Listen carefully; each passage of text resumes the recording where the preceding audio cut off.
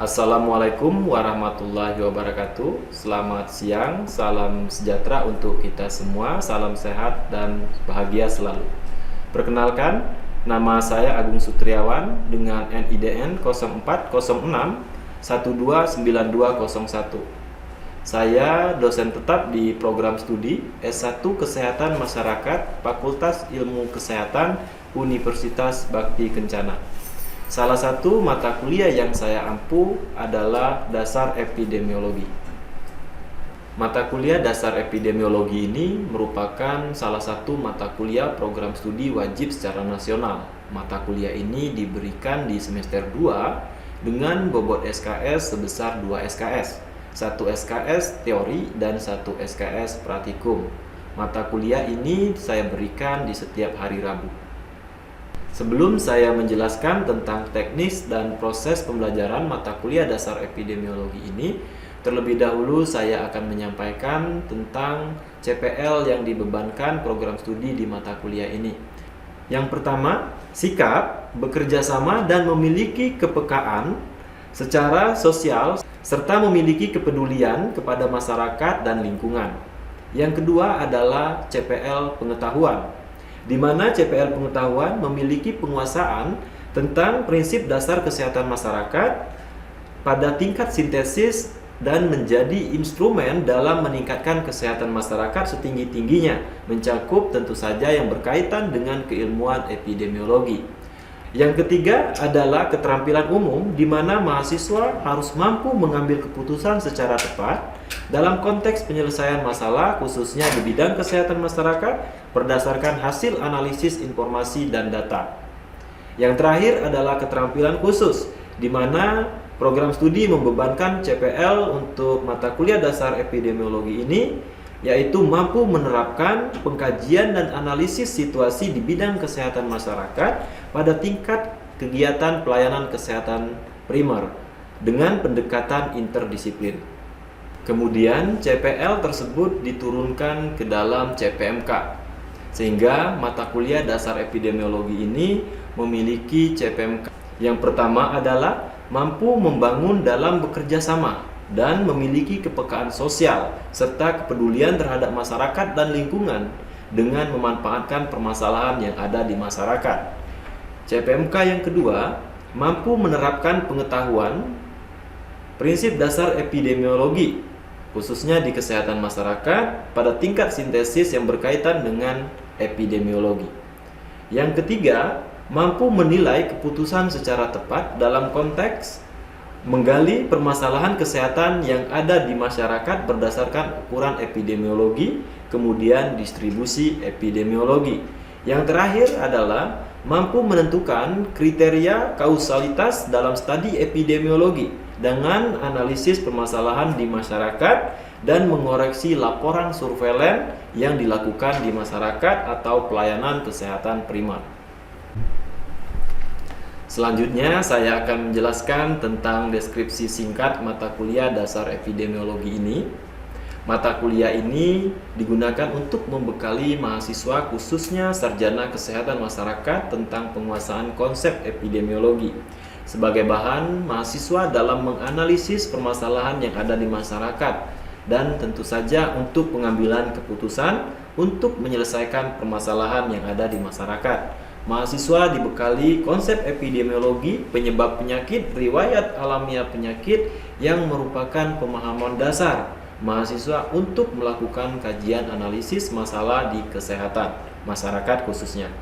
Kemudian, pembelajaran ini diberikan secara teori dan praktikum. Pembelajaran aktivitas mahasiswa menggunakan metode ceramah, kemudian discovery learning, collaborative learning, dan case study. Pembahasan permasalahan dilakukan secara bersama-sama antara dosen dan mahasiswa. Diakhiri dengan presentasi mahasiswa di depan teman-temannya dan di depan dosen pengampu mata kuliah. Dosen memberikan materi pembelajaran ke mahasiswa tentu saja sesuai dengan kurikulum nasional. Adapun bahan kajian untuk mata kuliah dasar epidemiologi ini, yang pertama adalah konsep dan batasan serta ruang lingkup epidemiologi. Kemudian konsep penyebab penyakit dan masalah kesehatan. Yang ketiga, riwayat alamiah dan pencegahan penyakit serta screening penyakit tidak menular. Yang keempat, segitiga distribusi epidemiologi. Yang keempat, ukuran epidemiologi, ukuran frekuensi, morbiditas, dan mortalitas penduduk. Yang keenam, epidemiologi deskriptif, analitik, dan juga eksperimental. Yang ketujuh adalah teori kausalitas, dan yang kedelapan adalah surveillance epidemiologi, di mana bahan kajian ini kemudian dituangkan dan dibagi menjadi 14 pertemuan perkuliahan. Untuk kelancaran komunikasi dan keefektifan pembelajaran dan mempermudah mahasiswa dalam melakukan pembelajaran, saya menggunakan beberapa pustaka untuk mata kuliah ini yang terdiri dari pustaka utama, kemudian pustaka pendukung, serta penelitian dosen yang relevan yang tentu saja tertuang di dalam RPS. Untuk praktikum, saya memberikan panduan berupa modul praktikum atau praktik laboratorium. Teknik perkuliahan mata kuliah dasar EPID ini dilakukan secara luring pada saat perkuliahan praktikum. Media yang digunakan untuk menunjang proses pembelajaran yang pertama adalah laptop, PPT, kemudian kita menggunakan LMS, e-study, lalu Google Meet, serta Zoom Meeting. Adapun indikator penilaian yang saya gunakan untuk mata kuliah dasar epidemiologi ini yang terdiri dari UTS, UAS, dan praktikum, di mana bobotnya dibagi menjadi UTS 35%, UAS 35%, dan praktikum 30%. Mahasiswa memiliki kesempatan untuk melakukan remedial apabila mahasiswa merasa nilainya masih di bawah standar. Demikian sekilas tentang mata kuliah dasar epidemiologi. Untuk lebih jelasnya saya akan mensimulasikan sedikit tentang proses bagaimana saya melakukan pembelajaran terhadap mahasiswa. Assalamualaikum warahmatullahi wabarakatuh. Waalaikumsalam warahmatullahi wabarakatuh. Ya, semangat sekali ya. Gimana kabarnya hari ini, teman-teman? Alhamdulillah baik. Sehat ya? Alhamdulillah ya. Hari ini kita bisa melanjutkan perkuliahan kita. Mata kuliah apa kita hari ini? Dasar Epidemiologi ya. Dimana memang ini adalah pertemuan kedua kita untuk mata kuliah dasar epidemiologi ini. Sebelum kita mulai ke perkuliahan, alangkah baiknya kalau semua yang kita lakukan itu diawali dengan berdoa. Saya minta tolong Haikal dipandu teman-temannya untuk berdoa terlebih dahulu. Sebelum melakukan perkuliahan, alangkah baiknya kita berdoa menurut kepercayaan masing-masing. Mulai.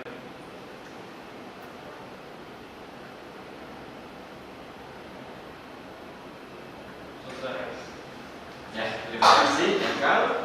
Sebelumnya ada yang tidak hadir hari ini? Ada Ada ya, siapa yang tidak hadir? Faisal sama Andi. Faisal dan Andi. Si Faisal kemana? Faisal Sakit. sakit, katanya sakit. Dia ada surat dari dokter? Ada balik. Oh ini ya, ini yang untuk si Faisal ya. Iya. Oke. Terus Andi? Kenapa kedatangan tidak ada kabar? Oh tidak ada keterangan ya dari Andi ya. Berarti maksud saya itu biar nanti ketika saya melaporkan terkait dengan absensi hari ini, Andi itu tidak ada keterangan ya. Oke ya. Mungkin sebelum kita masuk ya ke perkuliahan hari ini, masih ingat pertemuan minggu kemarin? Masih. Apa? Kita minggu kemarin materinya tentang apa? Pengantar epidemiologi. Oke ya, pengantar epidemiologi ya, di mana memang saya menjelaskan terkait dengan definisinya kemarin itu ya, terus peranannya, terus bagaimana istilah-istilah yang ada di epidemiologi itu sendiri. Oke ya, mungkin sedikit kita mengulas terlebih dahulu ya pertemuan minggu kemarin. Menurut kalian apa sih epidemiologi itu? Oke, Dewi silakan. Ilmu yang mempelajari tentang distribusi penyakit. Ilmu yang mempelajari tentang distribusi penyakit. Ada yang mau menambahkan? Silakan. Ilmu yang mempelajari tentang pola penyebaran penyakit. Pola penyebaran penyakit. Terus selanjutnya ada lagi? Ya, silakan. Ilmu yang mempelajari tentang penyebab penyakit. Oke ya, berarti ada 3 poin yang disampaikan oleh teman-teman kalian. Yang pertama adalah tadi tentang distribusi penyakit. Yang kedua tentang pola penyebaran, dan yang ketiga adalah Penyebab penyakit. Ya, tentu saja itu yang berhubungan dengan populasi Manusia. ya. Oke ya, alhamdulillah pertemuan minggu kemarin masih ingat ya. Karena pertemuan kita hari ini yaitu lanjutan dari pertemuan minggu kemarin ya. Yaitu penyebab dari kenapa sih seseorang itu bisa menderita sakit ya. Kita akan mempelajari teori penyebab penyakit. Yang pertama dari sisi hostnya, yang kedua agent, yang ketiga Environment. ya. Oke ya, sebelum kita masuk mungkin saya akan menjelaskan terlebih dahulu ada beberapa kemampuan akhir yang nantinya teman-teman akan peroleh setelah materi hari ini selesai saya sampaikan. Yang pertama adalah teman-teman harus mampu menjelaskan terkait dengan pengertian sehat dan sakit. Kemudian yang kedua memahami teori penyebab penyakit itu sendiri. Kemudian terakhir memahami apa itu trias epidemiologi ya. Oke, terkait dengan bahan kajian kita ini hanya sedikit ya, 3 bahan kajian. Yang pertama adalah teori sehat sakit, yang kedua adalah penyebab penyakit, yang ketiga adalah Trias epidemiologi. Oke ya, kita mulai mungkin dimulai dari sehat dan sakit. Oke, saya akan memulai perkuliahan ini dengan bertanya terlebih dahulu. Di sini teman-teman ada yang merasa yang tidak sehat? Oke, ada satu orang. Berarti lainnya merasa sehat nih? Iya. Yakin sehat? Yakin. Oke, kenapa kamu nggak sehat? Sedang flu. Oke, sedang memang kondisinya sekarang sedang flu ya. Oke. Terus saya akan coba ya ini. Oke, siapa namanya? Fitri ya. Oke, mohon maaf ya Fitri ya. Fitri, kamu merasa kamu sehat hari ini? Ya. Sehat betul. Kenapa kamu merasa kamu sehat? Karena badan merasa enakan. Badan merasa enakan, terus kamu bisa beraktivitas mungkin ya hari ini ya. Oke, saya bisa minta tolong Fitri? Boleh. Bisa minta tolong, coba dicopot kacamatanya. Oke, apakah kamu bisa membaca tulisan yang di sana secara jelas? Enggak. Tidak ya. Nah, artinya Fitri ini sudah ada fungsi tubuhnya yang terganggu. Kalau misalnya dia tidak menggunakan alat bantu, maka dia tidak bisa melihat objek dengan jelas ya. Nah, artinya secara biologis fungsi organ tubuhnya sudah Iya. ya itu ya. Jadi maksud saya kalau misalnya kalian melihat dari sisi biologis seperti itu, jadi fisik kita yang dilihat, apakah dari fisik kita itu ada yang tidak bisa melakukan fungsinya dengan normal ya. Salah satu contohnya misalnya kita kan harusnya ketika orang memanggil kita itu kan mendengar ya. Nah, tetapi kalau misalnya dia tidak mendengar, artinya ada gangguan pendengaran, berarti itu sudah tidak sehat. Tapi beda lagi kalau misalnya dia pura-pura tidak dengar ya. Kayak itu kalau misalnya dilihat dari sisi biologis. Kemudian misalnya nih, mohon maaf di sini sebagian besar dari beragama Muslim ya hari ini semuanya puasa. Puasa. Puasa ya. Nah, kalau misalnya seorang Muslim yang tidak puasa, kira-kira itu sehat tidak? Iya. Tidak. Kenapa kira-kira tidak sehat? Karena sebenarnya kan dia harusnya puasa, kewajibannya itu, tetapi dia sudah tidak pada relnya lagi, sehingga dia menyimpang. Itu disebut juga tidak Sehat. Nah, selanjutnya kalau misalnya kita lihat dari sisi sosial, di sini ada yang tinggal di rumah orang tuanya, ada ya, ada yang kos sebagian. Contohnya nih, kan banyak nih tetangga yang julid ya. Iya. Kalau misalnya nih ada kita di tetangga itu kita beli mobil baru, nah, harusnya kan kita sebagai tetangga senang kan ya. Iya. Tetapi kan ada ya. Panas. Nah, terus ada juga misalnya di sebuah kompleks tempat kita tinggal seperti itu. Nah, kita tinggal di sana, kemudian di sebelah rumah ada yang pesta rame-ramean. Kemudian tetangga yang di sebelah sananya tidak hadir. Apakah itu sehat secara sosial? Tidak. Nah, ya jadi maksud saya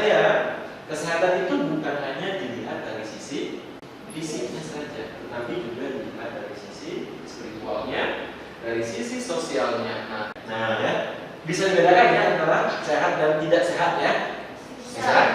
Oke, kan? Kita lanjut mungkin ya terkait dengan definisi sehat ya. Yang pertama adalah WHO. WHO mengatakan bahwa sehat tidak hanya menyangkut kondisi fisik ya, melainkan juga kondisi mental dan sosial seseorang.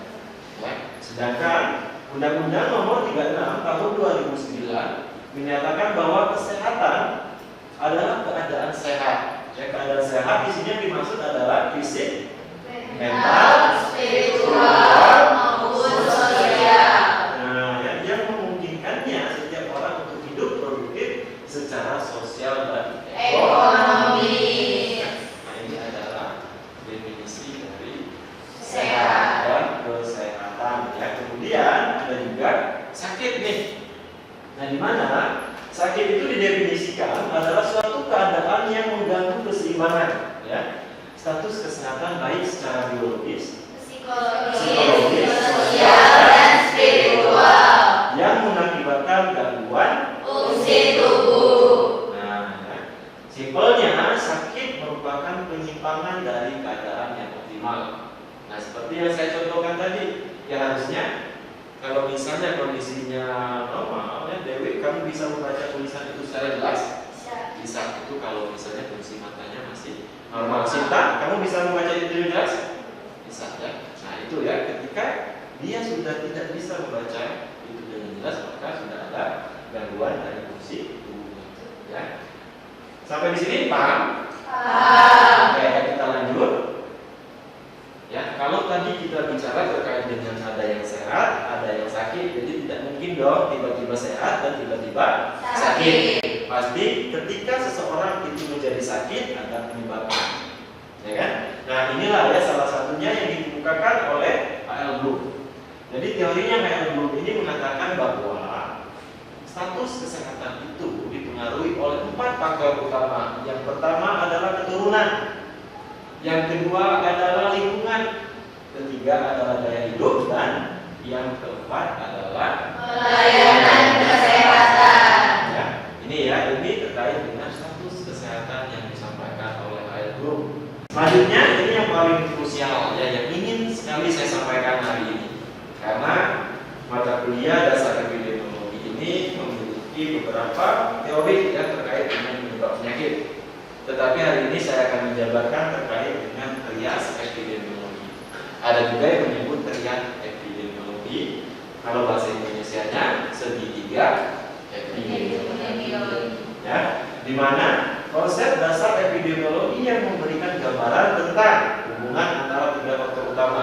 Ada host, agent, dan Lingkungan. ya, di mana ketiga faktor utama ini bisa menyebabkan suatu masalah kesehatan atau bisa menyebabkan terjadinya suatu penyakit, ya. Nah, keterhubungan antara host, agent, dan environment ini merupakan suatu kesatuan yang dinamis, yang berada dalam keseimbangan pada seorang individu yang sehat. Jadi sebenarnya kalau host, agent, dan environment itu seimbang terus, ya, maka seseorang itu terus dalam kondisi yang sehat. Dia selalu sehat seperti itu. Nah, ini gambarnya ya dari segitiga epidemiologi seperti yang saya sampaikan. Di sini ada host, ada agent, dan ada environment. ya. Oke, kita mulai nih. Gangguan keseimbangannya nih. Kalau misalnya tadi sudah tahu nih, ketika trias epidemiologi itu seimbang, maka seseorang dalam kondisi yang sehat. Nah, kemudian di sini gangguan keseimbangannya. Nah, peningkatan kesanggupan agent penyakit. Misalnya nih di sini virulensi kuman bertambah atau resistensi meningkat. Ini sudah sering terjadi di Indonesia. Ya, salah satu contohnya kenapa COVID itu sampai meledak seperti itu karena virulensi kumannya selalu bertambah, selalu bermutasi. Ya. Kemudian ada juga terkait dengan resistensi obat meningkat. Di sini salah satu contohnya adalah penyakit tuberkulosis paru. Ya. Karena permasalahan di Indonesia salah satunya adalah menurunkan ya angka insiden tuberkulosis paru, khususnya yang resistensi obat. Nah, kedua, di sini meningkatkan kepekaan host terhadap penyakit karena gizinya menurun. Karena kita manusia itu memiliki sistem imun ya. Ketika imun kita itu rendah, maka kita akan rentan terhadap penyakit. Salah satu contohnya adalah kenapa lansia itu lebih rentan menderita penyakit dari ketika kita masih usia muda. Betul, ya, karena imunnya sudah turun. Nah, itulah kenapa dia bisa lebih rentan terhadap penyakit. Ya. Terus yang ketiga, pergeseran lingkungan yang memungkinkan penyebaran penyakit, misalnya lingkungan yang kotor. Nah, ini ya, ini saya rasa semua teman-teman juga sudah tahu gimana kalau misalnya kita tinggal di lingkungan yang kotor. Akan sangat berbeda ketika kita memang tinggal di lingkungan yang lebih bersih. Pasti ya penyakit khususnya penyakit menular seperti itu lebih banyak terjadi pada lingkungan yang kotor. Nah, yang terakhir di sini adalah perubahan lingkungan yang mengubah meningkatkan kerentanan host, misalnya kepada penduduk di daerah umum. Mohon maaf ya sebelumnya, di sini lingkungannya sudah kotor, kemudian pada penduduknya meningkat. Salah satu contohnya penelitian yang pernah saya lakukan ya di sini di Kota Bandung ya terkait dengan kenapa sih penyebaran demam berdarah itu selalu meningkat dan selalu berubah-ubah. Ya, karena salah satu penyebabnya adalah urbanisasi. Orang Bandung banyak yang bekerja di Jakarta, orang Jakarta banyak yang bekerja di Bandung, sehingga setiap hari itu terjadi mobile ya, Bandung Jakarta itu selalu mobile, sehingga peningkatan terjadi kasus demam berdarah itu di Jakarta kemungkinan besar kita Bandung juga akan meningkat. Nah, itulah nanti kemudian insya Allah di penelitian selanjutnya saya akan mencoba melihat korelasinya kenapa Bandung dan Jakarta itu demam berdarahnya selalu beriringan. Ya. Oke, ya, selanjutnya kita masuk ke bagaimana hubungan dari trias epidemiologi ini. Ini model yang pertama, ya, terkait dengan trias epidemiologi. Ketika pada model pertama ini seseorang dalam kondisi sehat karena host, agent dan environment-nya seimbang. Nah, seseorang dalam kondisi yang sehat. Sedangkan pada model yang kedua, di sini daya tahan hostnya ini berkurang. Kenapa daya tahan hostnya berkurang? Karena ini kemiringannya ke agent. Nah, pada model ini seseorang pasti dalam kondisi yang sakit ya, karena pemberatan agent terhadap keseimbangan, sehingga daya tahan tubuh hostnya itu berkurang, sistem imunnya berkurang. Nah, ini yang sangat-sangat berbahaya. Ya, pada model 2 ini yang paling diwaspadai adalah HIV/AIDS. Ya, karena HIV/AIDS memproduksi imun manusia. Ya, sehingga dia akan selalu dalam kondisi yang sakit. Ya, karena itulah kenapa ya sampai saat ini memang penyakit HIV/AIDS itu belum bisa disembuhkan ya secara total. Ya. Ya, selanjutnya pada model 3 di sini disampaikan bahwa host memberatkan keseimbangan. Ya. Kemudian host menjadi peka terhadap penyakit pada model ini. Seseorang berada dalam kondisi yang tidak sehat, ya, di mana kemampuan bikin penyakit meningkat. Nah, ini juga, tetapi ini perlu dipahami bahwa kemampuan bikin penyakit meningkat ini tidak dipengaruhi oleh lingkungan. Ya, tetapi bagaimana dari agent itu sendiri.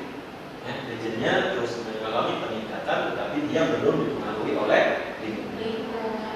Nah, yang keempat, ya, model ini seseorang berada dalam kondisi yang tidak sehat juga, di mana kondisi lingkungan mengalami pergeseran perubahan dari kondisi normal. Ya, seperti ini, harusnya dia di sini, tetapi dia bergeser ke arah agent. Ya, pergeseran titik tubuh, lingkungan berubah. Kemudian sehingga host memberatkan keseimbangan atau host menjadi sangat peka terhadap agent. Hostnya sangat peka terhadap agent. Nah, ya, di sini ya salah satunya juga tadi seperti contohnya adalah HIV/AIDS. Karena kalau misalnya orang sudah kena AIDS, orang itu akan sangat welcome untuk setiap penyakit, ya kan? Dia akan selalu welcome penyakit apapun itu dia akan welcome. Nah, ini yang sangat berbahaya. Ya. Terakhir di sini adalah model kelima, di mana model kelima ini malah environment-nya di sini bergeser, ya, sehingga agent memberatkan keseimbangan atau pergeseran kualitas lingkungan memudahkan agent memasuki tubuh. Jadi katakanlah seperti ini ya, kita di sini di pesisir gunung ya, di lereng gunung ya. Di daerah gunung pesisir mah pantai ya. Kayak di daerah gunung karena kita ada Mambayang di sini. Katakanlah ini mudah-mudahan tidak ada, tetapi ini sebagai contoh saja.